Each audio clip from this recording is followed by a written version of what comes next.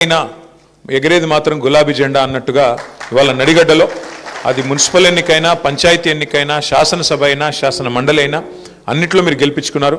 నాకు విశ్వాసం ఉంది రేపు మళ్ళీ తప్పకుండా నడిగడ్డలో జిల్లా పరిషత్ వచ్చినా లేదంటే సొసైటీ ఎన్నికలు వచ్చినా లేదంటే మళ్ళీ శాసనసభ ఎన్నికలు వచ్చినా తప్పకుండా వెంకటరామరెడ్డి గారి నాయకత్వంలో విజయుడి గారి నాయకత్వంలో మళ్ళీ గులాబీ జెండా ఎగురుతుందనే విశ్వాసం నాకుంది. కానీ అన్న మొండోడు, చాలా మొండోడు, ఏ ఒక పట్టాన్ని ఏది వినడు. నువ్వు ఏమి చెప్పినా కూడా ఆయన అల్టిమేట్గా ఆయన అనుకున్నది మాత్రం రిజల్ట్ మాత్రం తెస్తాడు. వెంకటరామరెడ్డి గారి గొప్పతనం ఏంటంటే ఏదో ఒకటి చేసి కన్విన్స్ చేస్తాడు. మొత్తానికైతే కూర్చోబెట్టి ఏదైనా చెప్దాం, ఏదైనా మళ్ళీగా చెప్దాం, కన్విన్స్ చేద్దామంటే మా చంద్రశేఖర్ అన్న నేను అట్లాంటి వాళ్ళు ఏమైనా ప్రయత్నం చేసినంతసేపు వింటాడు, చాలా కామ్గా వింటాడు. ఆఖరికి మాత్రం ఏదో మళ్ళీ మ్యాజిక్ చేసి ఆయన అనుకున్నది చేసుకుంటాడు, పోతాడు.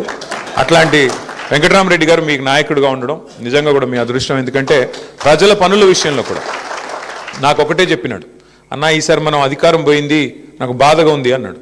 ఎందుకన్నా ఏం బాధ అంటే, లేదన్నా నేను చాలా కొట్లాడిన ప్రతిపక్షంలో, కొట్లాడి అలసిపోయిన. నిజానికి ఈసారి గవర్నమెంట్ వస్తే నేను మా అలంపూరు చరిత్రలో ఎన్నడూ జరగని అభివృద్ధిని చేసి చూపెడదాం అనుకున్నాను. కేసీఆర్ గారికి నా మీద ప్రేమ ఉంది, నాకు తప్పకుండా నేనేది అడిగినా చేసేటోడు.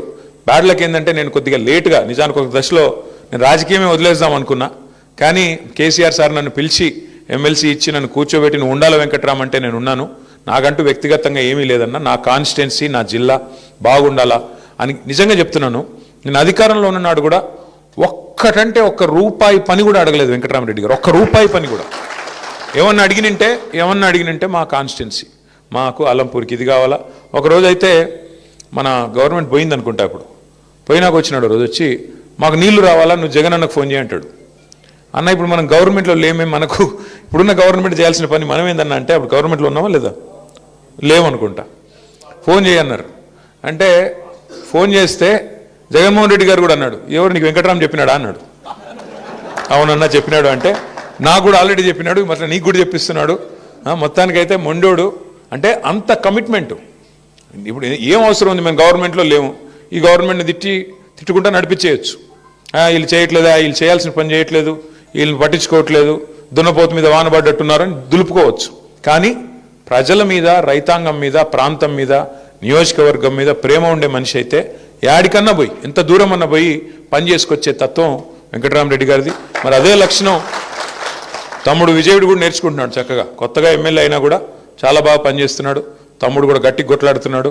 మనం చూసిన ఎంపీ గారు గట్టిగా మీది కురికొస్తుంటే కూడా మనోడని తగ్గట్లా. ఆయన సీనియర్ అయినా కూడా ఏమైనా కూడా మనోడు తగ్గకుండా అట్లా నిలబడి గట్టిగా మొత్తానికి ఆయనతోనే సారీ చెప్పించినాడు. ఎంపీ గారితో సారీ చెప్పించే కాడికి మొత్తానికి గట్టిగా నిలబడ్డాడు, గట్టిగా కొట్లాడుతున్నాడు. ఎన్ని కేసులైనా ఆయనకి తగ్గట్లేదు. కాబట్టి ఇట్లాంటి ఇద్దరు బ్రహ్మాండమైన నాయకుల నాయకత్వంలో మీరు గెలిచొచ్చారు. హృదయపూర్వకంగా శుభాకాంక్షలు. కాంగ్రెస్ వాళ్ళు మిమ్మల్ని 2 ఏళ్ళు ఇబ్బంది పెడతారు, ముందే చెప్తున్నాను నేను. అలంపూర్ ఐజా వాళ్ళు కౌన్సిలర్లు మీరు గుర్తుపెట్టుకోండి, 2 ఏళ్ళు ఇబ్బంది ఉంటుంది. కానీ సినిమాల్లో కదా లాస్ట్కి హీరో వచ్చినట్టు మళ్ళీ కేసీఆర్ గారు 2 ఏళ్లలో వచ్చేస్తాడు. లేక 3 ఏళ్ళు మళ్ళీ మీరు లాస్ట్ టర్మ్ మాత్రం, last part of your term అంటే చివరి దశ 3 ఏళ్ళు మాత్రం బాగుంటుంది. ఇంటర్వెల్కి ముందంతా వాళ్ళు, ఇంటర్వెల్ తర్వాత మనం, ఇంటర్వెల్ తర్వాత అంతా మళ్ళీ మన స్టోరీ స్టార్ట్ అవుతుంది. ఇంటర్వెల్ దాకా ఏముంటాయి, కష్టాలు ఉంటాయి కదా, అవి కొన్ని ఉంటాయి. ఇంకా మీకు ఫోన్లు వస్తాయి, ఇంకా అను వచ్చేయండి మీరు వచ్చేయండి కాంగ్రెస్లోకి, ఏం చేస్తారు మీరు ఆడుండి, అభివృద్ధి చేస్తాం, గడిది గుడ్డు చేస్తామని చెప్తారు. అభివృద్ధి లేదు, ఏమీ లేదు. వాళ్ళు దోచుకోవడానికి పుట్టినారు. చూస్తున్నారు కదా మీ సంపత్ కుమార్ గారు ఎంత గొప్పోడంటే, ఆఖరికి ఆడ స్థానికంగా ఉండే కాంట్రాక్టర్ ఎవడు రోడ్డు పని ఏదో చేస్తున్నాడు ఆడ. ఆయన పోయి కాంట్రాక్టర్ అధికార పార్టీ నాయకుడి మీద, all India Congress committee secretary మీద ఆయన పోయి కంప్లైంట్ ఇచ్చినాడు, పోలీస్ కంప్లైంట్. 8 కోట్లు అడుగుతున్నాడు, యాడికెళ్ళి పని చేయాలి, నేను ఇంకా ఉన్నాయంతా వీళ్ళు ఉడుచుకొని పోతే మేమేం పని చేసేది, యాడికెళ్ళి చేస్తామని చెప్పి మీ స్థానిక కాంగ్రెస్ నాయకుడు, మాజీ ఎమ్మెల్యే మీద కాంట్రాక్టర్లే బాహాటంగా దోపిడీ చేస్తున్నారు కాంగ్రెస్ వాళ్ళు. మరి మాజీ ఎమ్మెల్యేనే ఇంత దోసుకుంటుంటే ఇంకా రేవంత్ రెడ్డి గారు ఎంత దోసుకుంటుండాలో మీకు తెలుసు. 1000 కోట్లు ఇస్తా అని చెప్తున్నాడు ఆయన. 1000 కోట్లు ఇస్తానని చెప్తా అంటే ఇంకా ఆయన ఎన్ని వేల కోట్లు వెనకాల వేసుకుని ఉండాలా ఈ 2 ఏళ్లలో. కాబట్టి ఇవాళ జరుగుతుంది ఏంటంటే, ఈ రాష్ట్రంలో దోచుకోవడం, దాచుకోవడం. కాంగ్రెస్ పార్టీ బ్రహ్మాండంగా అదే పనిలో ఉంది. ప్రజలకు కూడా అన్ని బోధపడ్డాయి.